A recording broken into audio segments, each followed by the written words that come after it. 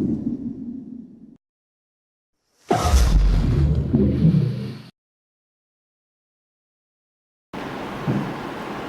boa noite a todos. Queria agradecer o convite do CRAVE, agradecer a presença de vocês e dizer que é sempre um prazer falar do Tony, que não é o meu tema de pesquisa atual, mas é um tema que eu sempre tenho revisitado, tenho muito carinho por ele. Eu vou pedir licença para fazer uma leitura, vai ser uma leitura mais dinâmica, eu vou parando em alguns momentos para comentar, que aí eu organizo melhor o meu tempo. E aí você também está me dando um feedback do tempo que eu falei. Bom, né? Luz, câmera e ação. A luz era sempre natural, a câmera uma Sony, modelo simples, Handicam, DCR, DVD 910, bem simples. E a ação, a busca pelo cineasta Tony Vieira. Nós conhecíamos o Tony basicamente a partir de dois olhares. Um olhar preconceituoso, que resumia o Tony Vieira a sentença de um cineasta pornográfico, e o do ator Itagiba Carneiro, que trabalhou em vários filmes do Tony e tornou-se o guardião de sua memória. Contudo, antes de aceitar essas versões construídas sobre o Tony Vieira, nós decidimos fazer o caminho inverso. Buscamos problematizar esses olhares, e construir esse ensaio biográfico do Tony e colocou-os como um desafio. Para essa empreitada, nós contamos com a memória de outras pessoas sobre ele, e a cada encontro com alguém que fez parte da sua vida, um novo Tony se apresentava para a gente. Nós sabemos, todavia, que a memória ela é sempre parcial, fragmentada, e o que fizemos foi construir uma versão, também fragmentada e incompleta, dentre tantas outras possíveis sobre a trajetória do cineasta Tony Vieira. Para esse trabalho, foram realizadas entrevistas com os familiares do Tony, o Tony Murtz, filho do Tony Vieira, a Thaís de Oliveira, seu irmão, a dona Geralda, que era tia dele, a Helene Mar, sua prima, alguns amigos da juventude, como Roberto Isidoro, Sebastião, atores que trabalharam com o Tony também se tornaram amigos dele, como Itagiba e o Eli Antônio, além de pesquisas no acervo da Casa da Cultura, Museu Histórico de Contagem, que foi doado pelo Itagiba Carneiro em 98, e em acervos particulares, principalmente do próprio Itagiba, do Ataí, irmão do Tony, e do Tony Murtz, o filho dele, entre outros. E aí é interessante porque mesmo com o sucesso de público alcançado pelo Tony nos seus filmes, ele só é lembrado, a gente pode perceber assim, em círculos muito restritos, Fãs que acompanharam e acompanharam sua trajetória e esperavam ansiosos pelo lançamento de seus filmes, e hoje, inclusive, vivem em busca de cópias dessas obras, alguns cinéfilos, admiradores, estudiosos do cinema. E aí, diante disso, eu acredito ser muito importante divulgar a vida e a obra do Tony para outras gerações também, Por isso que eu acho que se torna muito importante iniciativas como o projeto Tony Vieira, Cineasta de Contagem, que foi realizado em Contagem no ano de 2009. E agora, buscando ampliar a iniciativa, o CRAVE organiza a exposição Tony Vieira, Cineasta Mineiro, e que vai ampliar, porque o ano que vem vocês vão percorrer vários espaços culturais de Belo Horizonte, possibilitando o acesso do público a essa história do Tony. Bom, o Tony Vieira, que aliás se chamava Mauri de Oliveira Queiroz, ele nasceu em Loures do Indaiá em 1938. Era de uma origem humilde, filho da dona Maria Francisca e do seu irmão evangelista. Foi fruto de uma relação que, para a época, não era muito convencional, pois seu pai era casado, tinha outra família. E o Tony, além do Ataí, teve mais 6 irmãos por parte de pai. A sua mãe, em 1948, ela se deixa do Indaiá e vai para Contagem, com o filho mais novo, o Ataí, para trabalhar como empregada doméstica na casa de uma família de Loures do Indaiá que precisava de alguém de confiança. Ela trabalhava numa casa aqui na Praça Mauro Soares. E o Ataí lembra muito dessas viagens viagens que eles faziam de trem, né, entre Belo Horizonte e Contagem, pegavam o famoso trem do subúrbio. O Mauri, ele era 2 anos mais velho que o Ataí e veio para Contagem, foi para Contagem aos 11 anos. Trabalhou inicialmente como trocador de ônibus, foi pedreiro, mas ele não parava nos empregos, né? Pois, segundo o seu irmão, em entrevista, ele botou na cabeça que um dia ele ia ser artista. Um dia eu vou ser artista, e não trabalhava para ninguém, ele só trabalhava em prol de ser artista, se tornar um artista. Bom, antes, né, de se tornar um artista, eles fizeram muita arte. Eles estudaram no grupo escolar Dr. Zacarias e Dores, tinham muitos amigos, jogavam bola. O Ataí fala que ele não era muito chegado a jogar bola, não, apesar de jogar até bem. Mas é interessante porque, já adulto, ele monta um time de futebol com o pessoal do cinema, né, o pessoal da Boca do Lixo, que é a NQ Futebol Clube, que era a mesma sigla da produtora que o Tony fundou mais tarde. E ele era atleticano, viu, gente? Bom, então eles gostavam, tiveram uma infância, né, como outra qualquer, né, com muita molecagem, uma cidade pequena, né? E dentre os relatos dessa molecagem do Mauri, do Tony, um que se tornou muito corrente é o que conta que ele teria, aos 12 anos de idade, fugido com um circo que passava por Dores. Essas histórias, elas dão um certo romantismo à biografia do Tony e ele fazia questão de ressaltar esses aspectos, né? Bom, em relação a essa fuga, o seu irmão Ataí, ele fala que isso nunca aconteceu, que ele nunca saiu de casa, ele foi junto com a família, veio junto com a família para Contagem. Primeiro veio o Ataí com a mãe, depois o Tony veio, né? Mas não resta dúvida que o Tony realmente trabalhou no circo. Só que teria sido um pouco mais tarde, com 16 ou 17 anos, quando já vivia na cidade de Contagem. E com esse circo, que era o chamado Circo Pindoba, ele viajou pelo interior de Minas Gerais, como trapezista, fazendo outros tipos de apresentação do circo. Junto com o Aguinaldo Timóteo, que na época imitava o Calvin Peixoto, e o próprio Pindoba, que era o dono do circo. E no início da carreira de artista, o Tony ele fez de tudo um pouco, né? Além do circo, ele apresentava o show do Homem Gorila no centro de Belo Horizonte, se transformando em macaco por meio de um jogo de espelhos. Começou também a participar de programas de auditório, fazer teatro amador na Fábrica Cimento Itaú, na qual ele trabalhou por um tempo, né? Mas pouco tempo. O irmão dele fala que ele ficou lá por 3 meses, porque ele não gostava desse tipo de trabalho.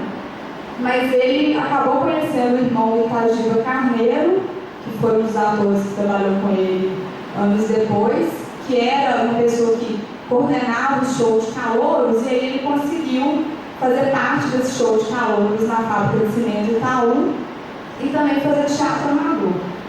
E aí é interessante também porque a fábrica ela tinha uma vida cultural muito intensa, né? Era cidade industrial, né? Foram várias fábricas para lá e a Itaú construiu uma vila dentro da fábrica com cerca de 240 casas. E além da vila, você precisava de outros equipamentos, né? Então tinha igreja, armazém, um cinema, um salão de bailes, tinha uma banda de música, uma orquestra. Então tinha uma vida cultural que os trabalhadores ali do entorno viviam essa vida cultural intensamente. E o Tony, através desse trabalho inicial na fábrica, ele passa a fazer parte dessa vida cultural intensa na fábrica também. A sua tia, a dona Geralda, é quem ajudava ele a decorar os textos do teatro, né, no início da carreira. E ela diz na entrevista que ele era muito preocupado com a aparência, frequentava uma academia na Rua dos Carijós, né, no centro de Belo Horizonte, não dispensava um terno de linho, tocava violão e adorava os bailes típicos dos anos 60, né, onde ele conhecia moças da alta quem dizia ser filho de um fazendeiro de Dores do Indaiá. O irmão dele até brinca que ele já atuava, inclusive, nisso. E nessa mesma época, ele também foi locutor de parques de diversões e animador de programas de telequete na TV. Bom, aí o Tony chega na TV Itacolomi. Primeiro como estagiário, né? Depois ele se torna do elenco fixo da emissora, trabalhando nos chamados teleteatro, que funcionava gravado durante o Teatro Lourdes. E aí o diretor, Otávio Augusto, numa entrevista para o jornalista Alessio Cunha, já falecido, que era do Hoje em Dia, ele fala que o Tony era uma pessoa muito simples, sem estrelismos, né? Ele procurou a TV dizendo que era artista de circo e queria trabalhar na TV. E o Otávio dá uma oportunidade para ele e fala que ele se saiu muito bem. E que era interessante o Tony, porque ele tinha um tipo físico que lhe permitia ser tanto galã quanto vilão, o que ele vai se utilizar depois no cinema também, né? Como um bom aliado a esse tipo físico. E aí o Ataí fala que o Tony se torna um elemento de proa, né, das novelas de Minas Gerais. Mas o sonho dele sempre foi ir para São Paulo, ele sempre falava que queria ir para São Paulo. Em Belo Horizonte também ele chegou onde ele podia chegar, né? No auge da carreira na equipe A da TV Itacolomi. Fez alguns trabalhos na novela, entre eles Lívia, Perdidos na Ilha das Cabras e Barrabás. Né? E eu acho que é interessante para quem esteve aqui no último audiovisual debate, também com a notícia da possibilidade do CRAS receber um acervo, né, da TV Itacolomi. Eu acho que tem chance, inclusive, de encontrarmos mais coisas sobre a carreira do Tony na televisão. Ele também fez várias pontas em programas do Moacir Franco, né, programas de humor, o que acabou lhe rendendo um convite para ir para São Paulo, onde ele ficou morando, inclusive, como humorista, até se estabelecer na capital paulista. Bom, o início da vida do Tony em São Paulo não foi nada fácil, né? Como relata seu irmão e os amigos. Ele diz, inclusive, assim, que eu sei que, para trocar em números, meu irmão foi morar numa oficina com um cidadão chamado Índio. Depois trabalhou com ele. Dormiu no fundo da oficina e não podiam falar nada porque senão iam presos naquela época, né? Uma referência ao período da ditadura. O cidadão chamado Índio, né, a quem a Thaís se refere, é o João José Lopes, ator e amigo, que depois veio a trabalhar na maior parte dos filmes do Tony Vieira. E o Tony, mesmo assim, com essa dificuldade, continuou em São Paulo, até que surgiu uma chance de ele trabalhar na TV Excelsior. E eram tempos difíceis, né, em que o Tony ia para o botequim depois das gravações esperar que alguém pagasse um café para ele. Trabalhou em novelas como A Grande Viagem, de 65 a 66, As Minas de Prata, ambas da autora Eliane Ribeiro, 66 e 67, A Pequena Órfã, escrita por Teixeira Filho, e como ator principal num seriado de TV chamado Psyu Taxi, sob a direção de José Vedovato, que depois se tornou importante cinegrafista de filmes de Bang Bang da Boca do Lixo, né? E aí é nesse período desses seriados, das novelas em São Paulo, que o Tony começa a flertar com o cinema. Ele interpretou pequenos papéis em Banca de Valente, de 68, de Luiz Sérgio Persson, Por Isso, O Diabo Loiro, de Carlos Coimbra, fez filmes com Mazzaropi, né, dos quais Uma Pistola para The Jeca, de 69, e passou a protagonista nos faroestes, como Um Pistoleiro Chamado Caviuna, de 71, Quatro Prisioneiros em Fúria, de Eduardo Fraud. E aí Tony Vieira, ele finalmente é levado a esse papel de galã, né, no filme romântico As Mulheres Amam por Conveniência, de 72, de Roberto Mauro. Além de atuar como galã, o Tony acumulou a função de diretor em Grigo, O Último Matador. E aí ele passa a atuar tanto como diretor como ator dos filmes.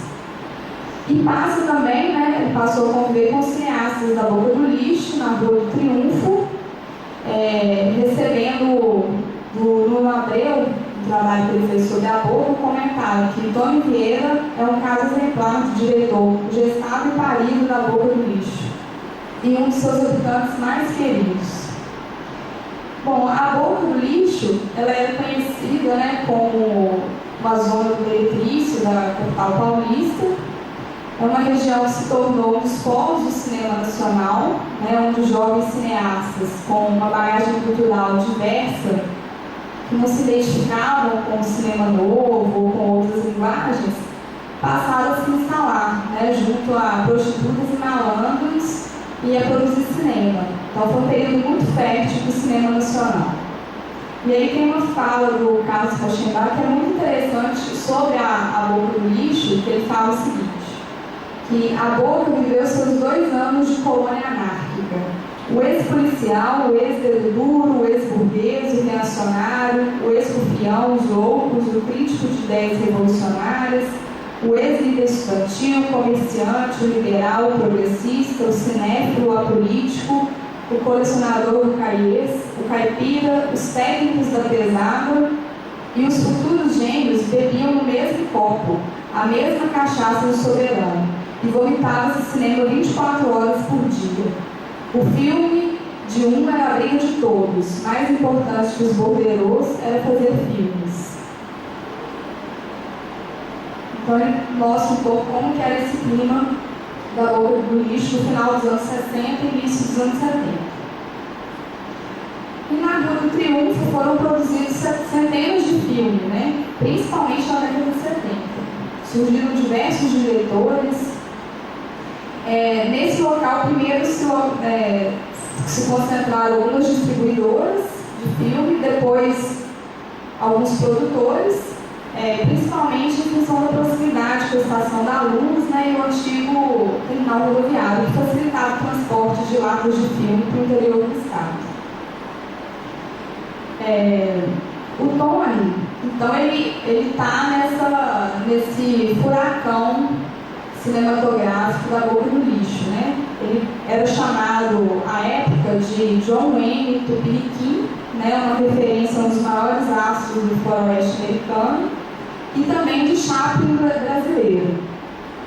Essa é até uma fala do Tony Curtis, né? Que o pessoal da Boca chamava o pai dele de Chaplin brasileiro, porque ele escrevia, dirigia, atuava, distribuía o filme, né? Ele atuava em todo o caminho da produção do filme. Até por isso que eu chamei a atenção, o título desse bate-papo é o Operário de Cinema, porque por isso o Tony mesmo se auto-intitulava um operário, porque ele participava de todo o processo de produção. Desde a escrita do roteiro, ou às vezes ele escrevia o argumento e passava para um roteirista, mas acompanhava a produção do roteiro, a direção, a montagem do filme, a dublagem. Então todo o processo ele acompanhava de perto. Então por isso ele se auto-intitulava operário de cinema. E era chamado por outros cineastas de Chaplin brasileiro, por causa desse perfil, né? Então o Tony também, além disso, o Tony fazia a trilha sonora, né, como no caso da A Filha do Padre. E aí tem uma fala dele mesmo, que é bem interessante, que ele diz o seguinte: cada filme que faço é um novo aprendizado, é um pouco mais de amor que põe naquilo que realizo. Quebro a cabeça na história, me estouro nos dias de filmagem, fico de olho vermelho atrás da moviola para a montagem, procuro uma boa apresentação de letreiros, tento uma melhor impressão de som, que é o nosso maior inimigo. Enfim, acabo aflita com o coração na boca, torcendo para que o público aceite-a também, como aceitou as anteriores.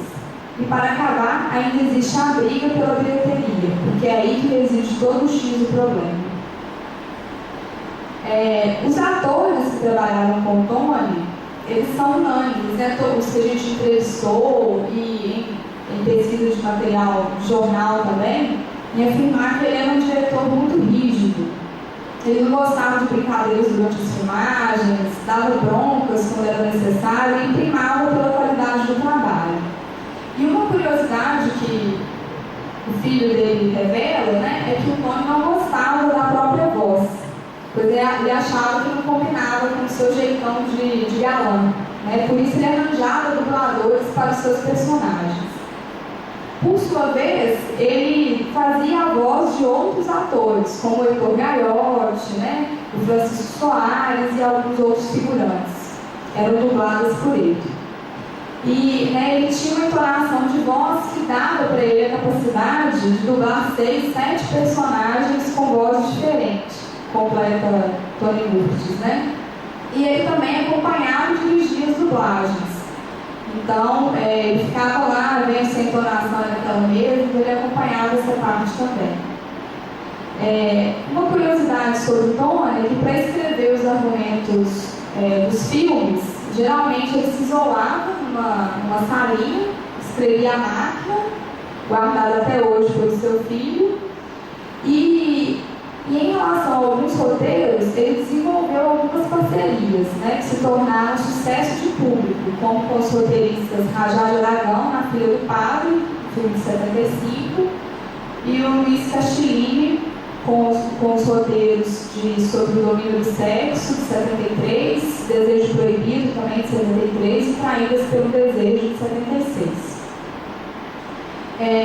E em entrevista ao Nuno César Abreu, o Castillini revela que a parceria entre ele e o Tony era feita por meio de um gravador. O Tony contava a história, né, registrando uma fita de áudio, e depois o Castillini passava para o papel, mudando alguma coisa e dando uma feição de roteiro.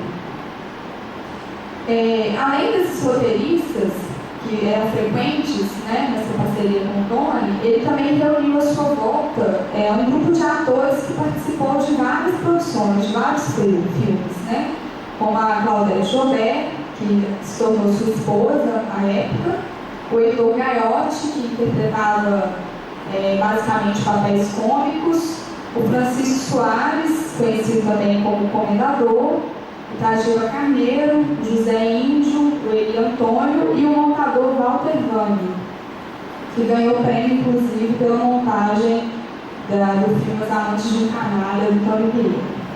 E aí, nesse esquema, ele realizou vários filmes, como Os Exorcistas de Mulheres, de 74, A Própria Filha do Padre, de 75, As Amantes de um Canalha, entre outros. E aí é muito interessante porque os títulos dos filmes do Tony também são algo à parte, né? Ele, em alguns casos, ele pegava um título de um filme famoso, como O Exorcista, por exemplo, e acrescentava o de mulheres, né? O Exorcista de Mulheres. Ou o caso do Sob o Domínio do Mal, que se tornou Sob o Domínio do Sexo.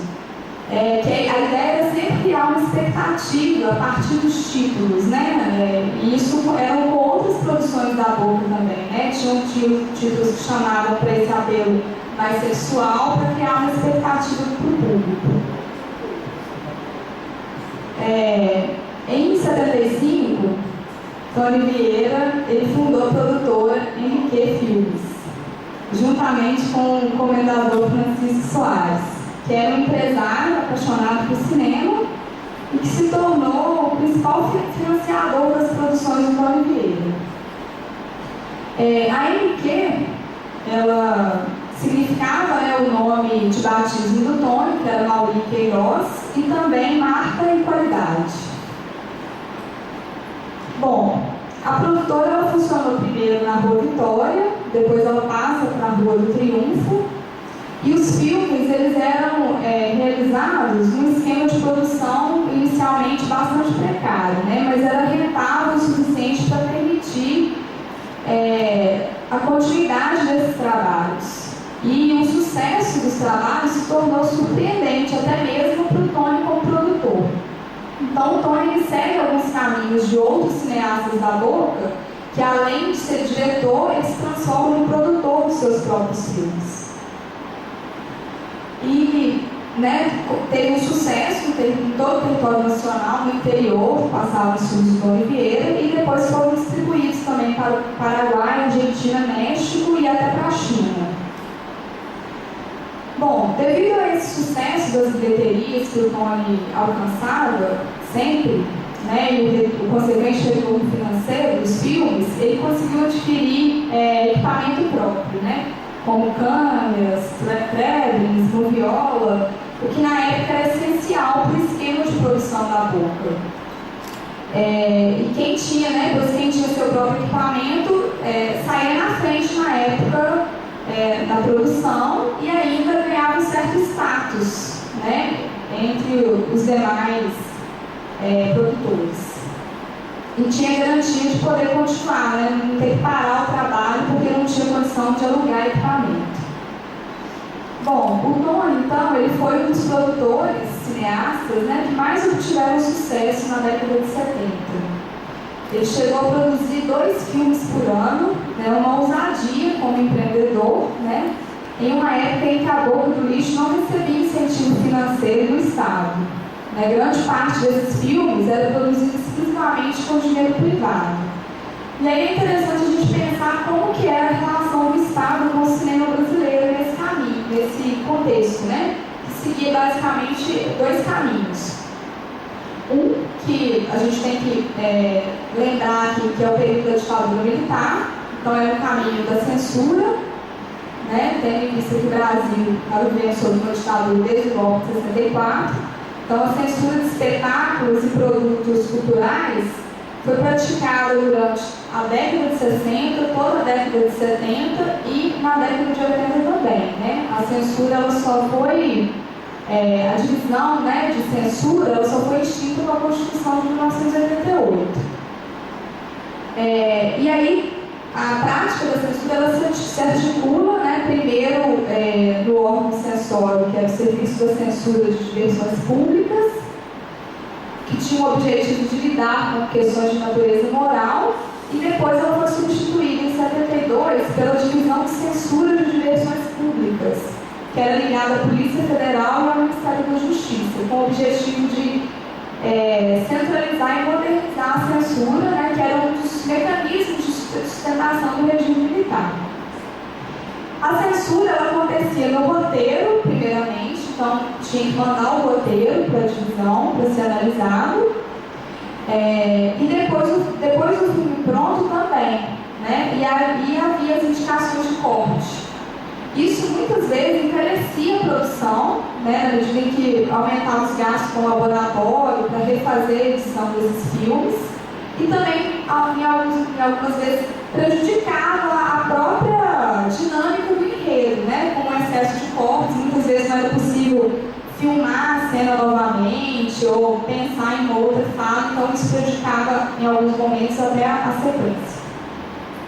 E aí um outro caminho que a gente pode pensar em relação ao Estado do cinema é com a criação de órgãos, né, para estimular o cinema brasileiro, que primeiro criado o Instituto Nacional de Cinema, em 66, que era uma autarquia federal que assumiu a atribuição de ser um órgão legislador, de fomento, de incentivo e fiscalizador, buscando consolidar, né, o desenvolvimento industrial do cinema nacional mesmo. E aí, em 67, o INC estabeleceu 55 dias de obrigatoriedade de exibição de filmes nacionais, né, o que dava cerca de 14 dias por semestre. Em 69, há uma ampliação dessa obrigatoriedade, passa para 63 dias anuais, e em 74 para 84 dias. Em 71, desculpe, para 84 dias. E aí o INC buscava com isso trabalhar pela ampliação e garantia de uma reserva de mercado do cinema nacional e fiscalizar a aplicação dessa lei também. Além disso, tinha também um incentivo por meio de premiações, como o adicional de bilheteria, que era distribuído a todos os filmes nacionais exibidos, né, em cumprimento àquela exibição compulsória. Os valores variavam de 5% a 20% da renda líquida faturada pelo filme. O prêmio de qualidade, que na época era o valor de 300 salários mínimos, que era atribuído a 12 filmes selecionados por uma comissão de notáveis. 69, a junta militar, ela cria a Embrafilme. Em 73, o Conselho Nacional de Cinema, né, e houve a junção do Instituto com a Embrafilme. Em 75, o INC é extinto e as suas atribuições elas são transferidas para a Embrafilme, que assumia então a responsabilidade pela coordenação das atividades do setor cinematográfico, né, incluindo o financiamento e a coprodução também de filmes e ainda a distribuição. A Embrafilme chega a contar com um orçamento, uma dotação orçamentária da União. Bom, em 76 a Embrafilme ela consegue, né, se consolidar e em 77 ela aumenta para 112 dias por ano da cota obrigatória de exibição de filmes brasileiros nas salas, né, nacionais. E essa mudança na Embrafilme, gente, né, eu falei em alguns poucos anos, há um incentivo estatal na produção cinematográfica, contudo não significa uma melhoria na situação da produção dos produtores paulistas, né, da boca do lixo.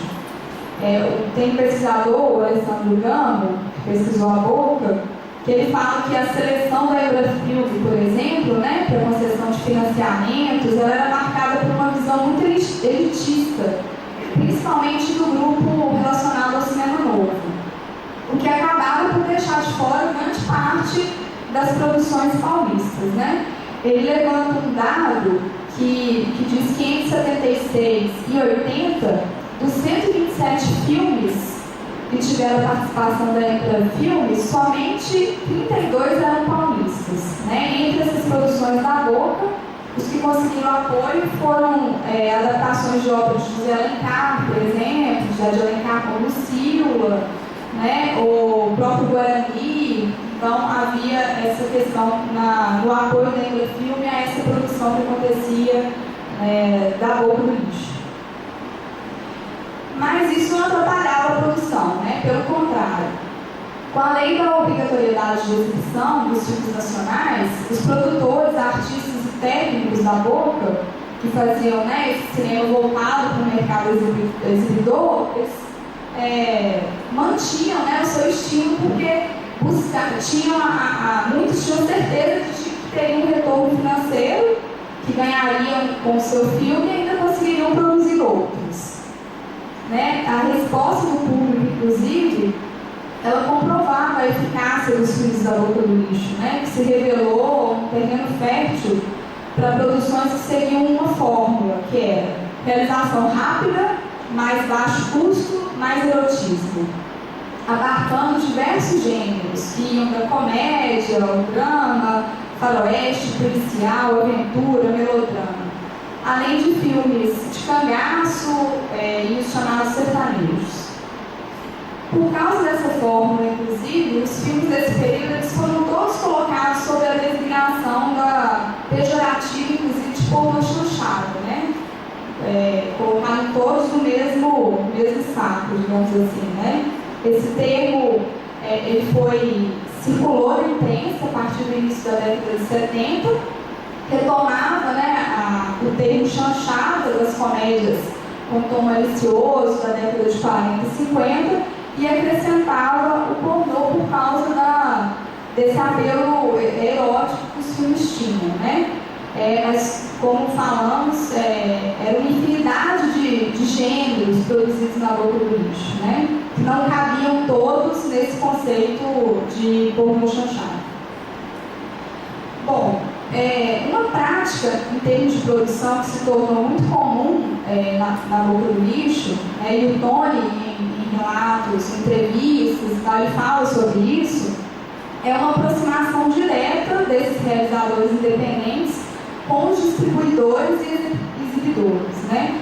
Então, quando o dinheiro da produção ele ia minguando e as condições de produção, né, acabavam encarecendo a continuidade das filmagens, então os produtores eles vendiam parte dos direitos patrimoniais do filme para o distribuidor ou para o exibidor. E assim eles que acabavam se tornando também produtor do filme, né? E ganhavam com o lucro que o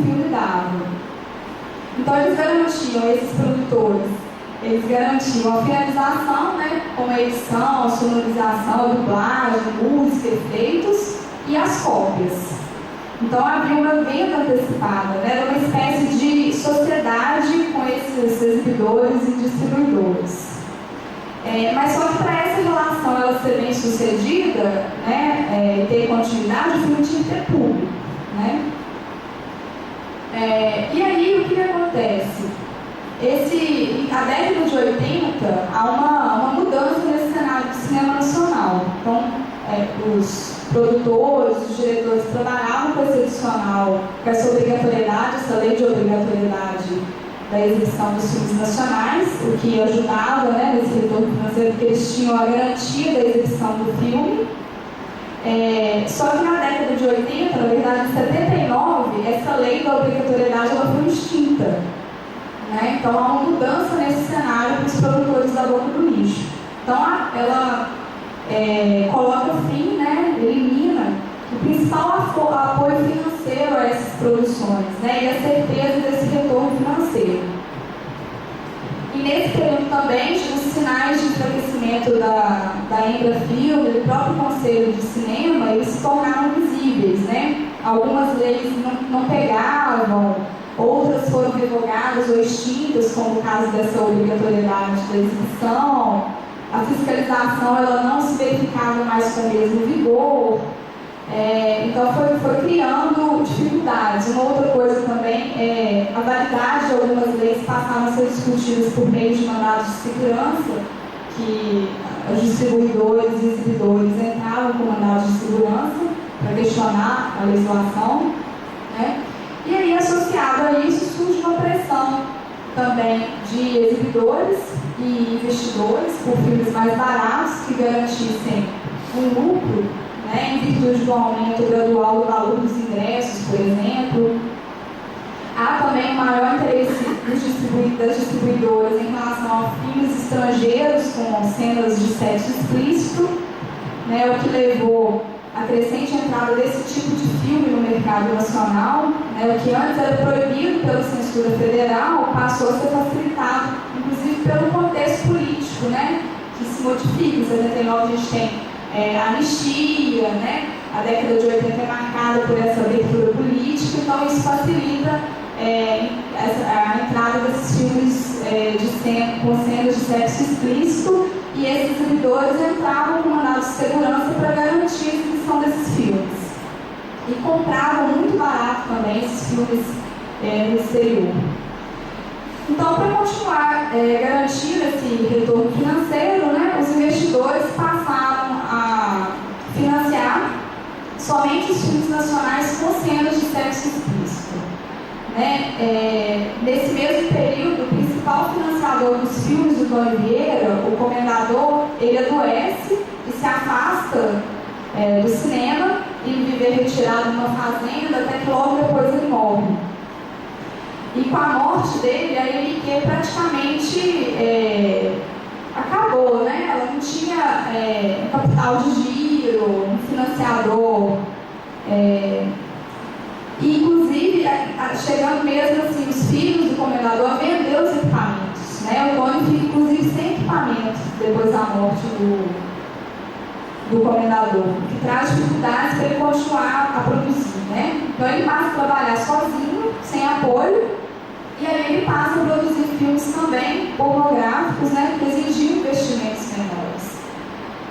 E aí eu retomo uma fala lá inicial, né, que quando a gente começou a fazer o trabalho sobre o Tony, a gente tinha essas duas versões, né? Uma que era, para que vocês vão levantar a história dele? Ele foi só um cineasta pornográfico, né, carregado de preconceitos. E uma outra versão que era trazida pelo Cagiba Carneiro, que o guardião, né, da memória do Tony, que mostrava um outro lado da produção do cineasta, né?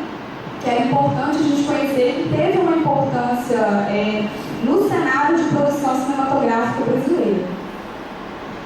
Bom, então o Tony, inclusive, nesse período, ele passa a assinar como Mauri Queiroz, né? Ele deixa de assinar como Tony Vieira, a partir do longa As Amantes de Ellen, feito em 81. E até 87 ele produz 15 filmes com cenas de sexo explícito, né? E uma tentativa dele de retomar o tipo de filme que ele fazia até o início dos anos 80 foi com o Calibre 12. Foi uma produção de 87, e é onde, inclusive, o Tony assina com o Tony Vieira, né? Que é uma história de um grupo de delinquentes, é um filme policial, que, sem motivos, né, inclui inclusive um punk na história. Eles assassinam a esposa e o filho de um garimpeiro, e aí o justiceiro, que era, né, o Tony, sai em busca de vingar a morte desses delinquentes cometeram. Mas o filme ele não teve muito sucesso de público, né? O sucesso que ele esperava, deu prejuízos também. Bom, mas então, a obra do Tony, né, é muito mais do que essa fase pornográfica, digamos assim, né? Os seus filmes eles fizeram grande sucesso junto ao público nos anos 70 e 80, que pode ser constatado em publicações de época especializadas em cinema. A revista Filme e Cultura, de novembro de 78, ela traz a lista das 50 maiores receitas do cinema brasileiro de 77. E a lista é encabeçada por Dona Flor e seus dois maridos, do Bruno Barreto, e traz o Tony Vieira em duas posições. Na 19ª, com o filme Torturadas pelo Sexo, e na 39ª, com As Amantes de um Canário. E no caso, este último, né, As Amantes de um Canário, além desse sucesso de público, também ganhou da Associação Paulista de Críticos de Arte o prêmio de melhor montagem para o Walter Vane. E é interessante, assim, porque o Tony Murtos, o filho do Tony Vieira, que via o pai somente nas férias, né, ele fala de como que era difícil sair para um simples jantar ou mesmo na rua, porque o assédio ao Tony era muito grande. O Cine Marabá, por exemplo, no centro da cidade de São Paulo, que era tido como o templo dos lançamentos, né? Principalmente dos filmes da Boca do Lixo. Havia uma exploração, porque a fachada era muito grande do cinema, era uma grande sala com outdoor, que mobilizava o público, passava pelo centro da cidade, ele funcionava como um termômetro. Se o filme estreasse no Marabá e tivesse público, os produtores e os diretores já ficavam satisfeitos e entendiam que o filme ia fazer sucesso. Em outros cinemas também, inclusive. E o Marabá, ele era visto dessa forma também pelo próprio Tony, né? Segundo seu filho, quando chegava de estreia, o Tony gostava de passar de carro em frente ao Cine Marabá só para ver o movimento. Ele falava assim, vamos ver como é que está lá. Então, a sessão das 8 era mais prestigiada, né? E estava aquela fila, e aí eles passavam dentro do carro, do outro lado da rua, para ver o movimento, né? E aí ele conta que o Tony fala assim, nossa, tá bom mesmo, né? Quando eu tinha 20, 30 pessoas na fila para comprar ingresso. Então ele gostava disso, sempre que estreia o filme, ele passava de carro para ver como estava a movimentação na frente dos cinemas. Bom, a filmografia do Tony é composta de 32 títulos, né? Dos quais cerca de 17 são filmes do chamado faroeste brasileiro, ou western feijoada, e do gênero policial, misturando erotismo e aventura em produções de baixo custo e forte apelo para as classes populares. Ele era fã de Charles Bronson, né, e adaptou para o cinema nacional uma versão do Herói Solitário, o Serviço da Justiça e do Bem, do mocinho justiceiro, né, que nasce no faroeste americano.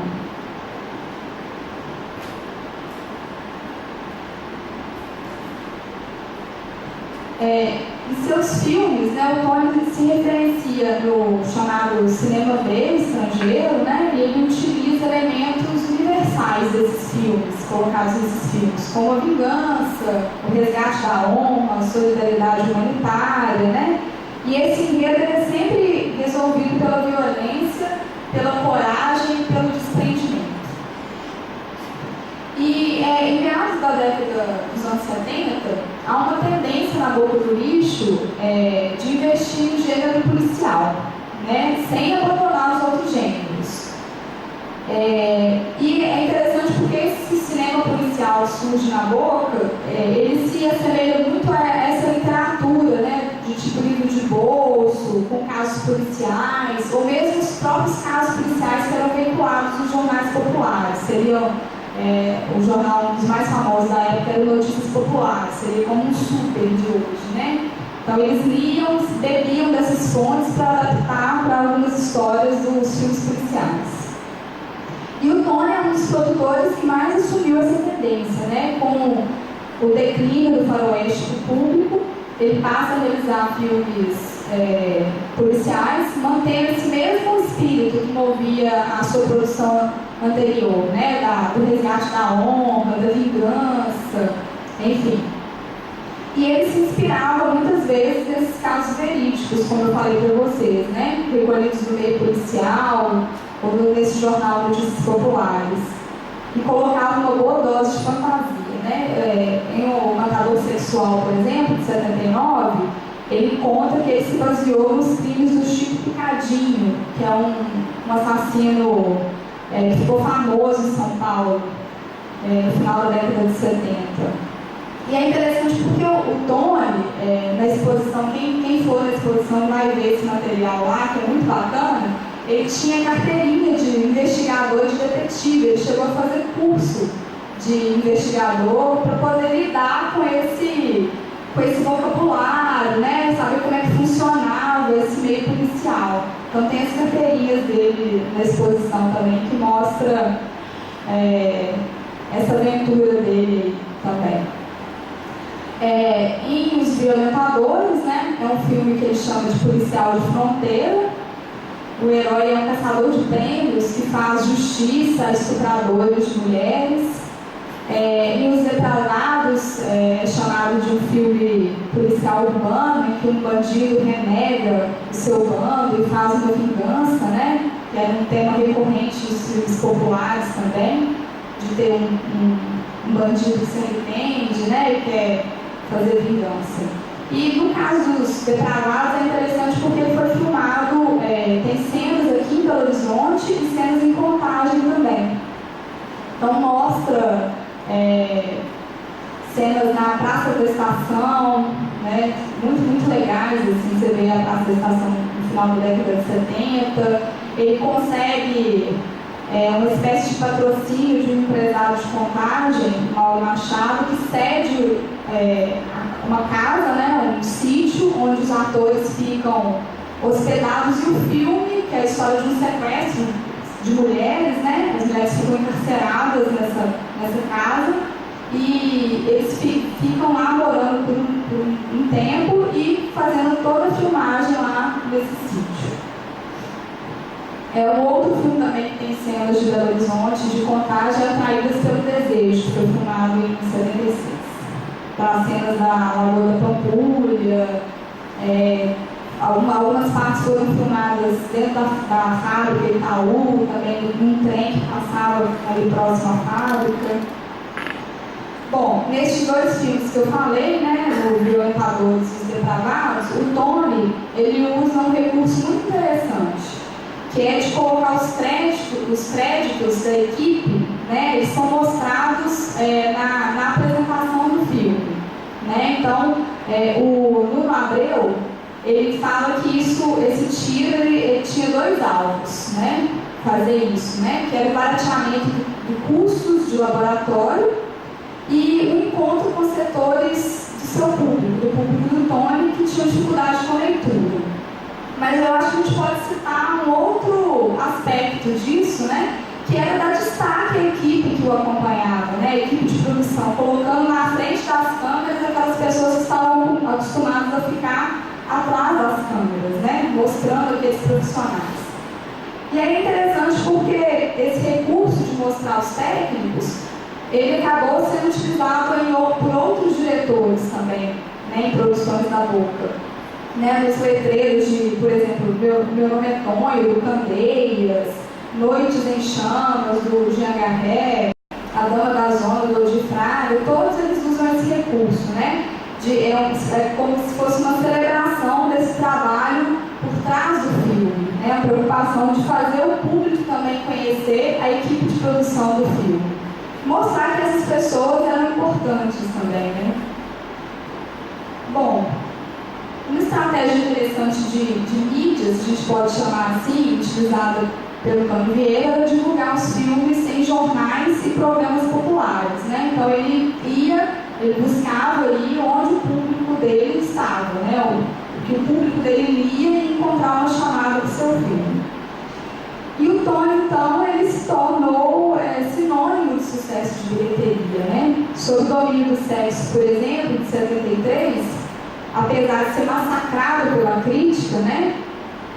Que recebeu ele muito mal na estreia dele no Rio de Janeiro, por outro lado, os exibidores sempre mantinham as portas abertas para o Tony, né? Em qualquer circuito de primeira linha, ele tinha espaço garantido, e ele podia pedir o horário que ele quisesse, o dia que ele quisesse, porque tinha certeza do retorno financeiro. E aí o produtor Luiz Castilhinho, que produziu esse filme, fez o roteiro, ele próprio se surpreende com o sucesso, né? Ele fala assim: a pior fita, a mais ordinária que eu já pude fazer, feita em 2 semanas, com 14 latas de negativo, foi a fita que mais rendeu, deu muito dinheiro. Então eles estavam lidando com um público grande, né? Um outro sucesso de bilheteria do Tony foi A Filha do Padre, de 75, né? E isso foi atribuído pelo próprio cineasta. Ele dá uma entrevista para a revista Cinema em Close-Up, que ele fala um pouco sobre isso, mostrando esse olhar empreendedor que o Tony tinha, que ele mostra uma mudança na relação com a produção, né? Do total dos custos para produzir esse filme, que já tinha um padrão alto para o cinema nacional na época, porque teve toda uma preocupação com a cenografia, né? Eles construíram uma cidade cenográfica para ambientar aqueles ambientes de faroeste mesmo, com o salão, com a igreja, né? Uma preocupação com o figurino. Teve também uma boa parcela desses custos reservado para a publicidade, incluindo nesse filme a criação até de um LP com uma trilha sonora, que também está exposto lá na exposição do Cravo. Então ele muda a relação com a produção também, né? Ele passa a veicular nos principais jornais e isso do LP também é uma estratégia interessante. Só que nem por isso o filme deixou de ser censurado, viu, gente? Vários filmes do Tony foram censurados. Eu até trouxe aqui que eu fiz uma pesquisa no Departamento da Polícia Federal, aquela divisão de censura de diversões públicas. O filme passou, né, pela primeira avaliação de roteiro e depois sofreu vários cortes, né? Mas é muito interessante que tem uma fala de um dos censores que ele fala o seguinte, vou ler rapidinho, pequenininho. Ele fala assim, primeiro na parte do trailer, censura do trailer, né, que os cortes a serem feitos são: a mulher na água, a mulher nua, agressão a machado, traseiro feminino em movimento. E depois ele fala assim: o moço e a moça, o padre, né, no caso o frade, violências a valer, tiroteio intenso. Tudo isso e outros quadros formam o filme A Filha do Padre. Película movimentada à moda americana, num faroeste todo nosso, vai agradar a massa. E aí eles aprovam, né, com esses cortes, eles aprovam o filme e sugerem que ele seja para maiores de 18 anos. E aí é interessante porque depois tem um outro documento, também da divisão de censuras, que vai detalhar outras cenas que devem ser cortadas, né? Aí já é no próprio filme mesmo. E o argumento é que o filme seria uma imitação do faroeste espaguete, né, do western espaguete, chama o filme de chanchada, né? O censor faz toda uma análise do argumento e do roteiro do filme para justificar, né? E aí ele fala que tem homicídios, assassinatos, crueldades, erotismo, lutas, tiroteios. Ele descreve um pouco os personagens e fala algumas coisas que deveriam ser cortadas. que no filme, no segundo rolo. A mulher dançando, requebrando, tinha que suprimir essa aparição. No quarto rolo, eliminar a cena da mulher sendo empurrada e retirar a frase dita pela mulher referindo-se ao coito. Você é demais. Tinha que tirar essa frase no final do filme. Só que aí tem uma estratégia muito interessante que o Tony utiliza junto com o montador, que é mandar um ofício para a divisão de censuras argumentando. Então isso é muito bacana, assim, e ele acaba tendo sucesso com a argumentação dele. Né? Ele começa a argumentação, ele suplica, ele usa essa expressão na argumentação, ele suplica para que a divisão de censura avalie com mais cuidado o filme e que não censurasse tanto e não os obrigasse a cortar tantas coisas, né? E eles fazem toda uma justificativa, por exemplo, com relação à cena da mulher que eu falei para vocês, né, da mulher requebrando, dançando, ele fala, a atriz não está despida, né? Se trata de uma dança espanhola. Nós não vemos inconveniente de que maiores de 18 anos vejam cenas de uma dança um pouco sensual, concordamos. Quando qualquer criança tem acesso, inclusive através da televisão, por exemplo, essas cenas não estão erradas. Mas são cenas de desfiles carnavalescos, onde há grande dose de sensualidade no ritmo, na dança e no traje dos fascistas. Então ele usa inclusive elementos da nossa própria cultura para justificar que aquela dança, aquela requebrada da dançarina no filme não tinha nenhum problema, né? Eu acho que hoje, inclusive, se a gente, eu assisti vários dos filmes do Tony, outras pessoas assistirem e vão ver que tem cenas lá que passam hoje em Malhação, por exemplo, às 17 horas, né? Então, tinha uma coisa moral muito forte para tentar censurar esses filmes, né? E aí ele faz outras argumentações que concordam, né, que deveria passar para acima de 18 anos, e eles acabam tendo sucesso. Né? Tem um bilhetinho no documento do censor dizendo que após assistir a exibição do filme, concorda em conceder para o mesmo as chancelas, né? Porque tinha essa chancela que a censura dava, que era de boa qualidade e livre para exportação. Então, depois de assistir a exibição, baseado nessa argumentação que o Tony faz para o órgão censor, ele resolve dar a chancela de boa qualidade e livre para exportação. Bem como mandar cancelar os cortes. Então ele tem essa vitória com a censura. E assim foi com outros filmes também, né? Sempre que vinha o comunicado da censura, na documentação a gente tem argumentações contrárias para tentar diminuir os cortes. Que, como eu falei para vocês, havia a questão do custo disso, né? Com laboratório e tal, e a própria quebra do enredo, né? Porque o filme já passava por uma censura que era do roteiro, depois vinha a censura do trailer e a censura da própria película, né? Então trouxe esses documentos só para ilustrar para vocês.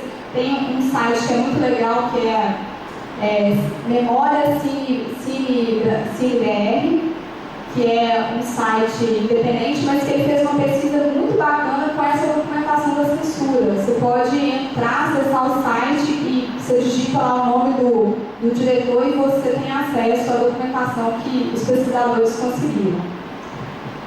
Bom, então voltando aqui, né? O Tony Vieira, assim como o Davi Cardoso, que também se tornou um grande ícone da boca do lixo, eles foram dois exemplos de carreiras muito bem sucedidas da Boca, né? Eles tiveram, claro, percursos de vida e de obra bem diferentes, né? Mas eles se tornaram figuras lendárias na Boca. Começaram como atores, desenvolveram personagens machões, né? Marcados por características muito arraigadas no nosso imaginário popular. Fizeram esses filmes de aventura, como Mulher Pelada. Depois se enveredaram pela produção e pela direção. E eles se tornaram, né, heróis da boca do lixo. Tanto para o público, né, pelos tipos que eles construíram nesses filmes, e para a própria Boca, pelo que eles representaram como exemplo de sucesso público, sucesso de bilheteria. E uma coisa que eu achei bem interessante assim, é o jeito que o pesquisador Nuno Abreu ele encontrou para falar do Tony, da obra do Tony, né? Ele fala que o Tony Vieira praticou um cinema naif, né? Ele conseguiu articular pessoa e personagem, e com isso ele ganhou um público cativo, né? Chegando a contar até com fã-clubes na época. Bom, então para finalizar, né, o Tony ele volta para Contagem depois de toda a vida dele também é uma grande aventura, né? Ele volta para Contagem em 90, vindo a falecer logo depois, vítima de um câncer, né, praticamente esquecido. Mesmo com esse sucesso de público alcançado por seus filmes, como eu falei para vocês, né, poucos conhecem a sua vida e a sua obra. Por isso, o objetivo aqui, né, abordar de forma, como eu falei, fragmentada e completa ainda, né, porque narrar uma vida é algo muito difícil, né? Eu quis apresentar um pouco da trajetória do Tony Vieira, né? Um cineasta que sempre andou na contramão da crítica erudita, desenvolveu um estilo próprio de fazer cinema e que merece ser mais estudado e mais compreendido.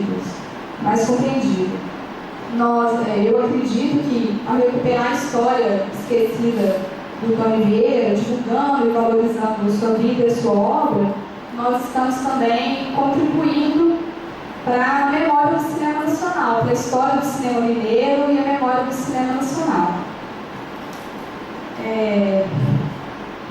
E aí, eu também parabenizo, né, o CRAV por dar continuidade a essa iniciativa que começou lá em 2009 e por valorizar e ampliar a visibilidade sobre a vida e a obra do cineasta Tony Vieira, né? Se auto-intitulado aí um operário do cinema, atuava em todo o processo de produção e foi um ícone do cinema nacional na década de 70 e 80. Então eu acho que sempre que a gente puder ter esse esforço, não só no caso do Tony, né, mas tem outros cineastas também que ficaram esquecidos, né, recuperar a memória, né, a história dessas pessoas é importante até para a gente entender a história do Brasil, né? Então eu agradeço, muito obrigada pela oportunidade e a gente conversa mais.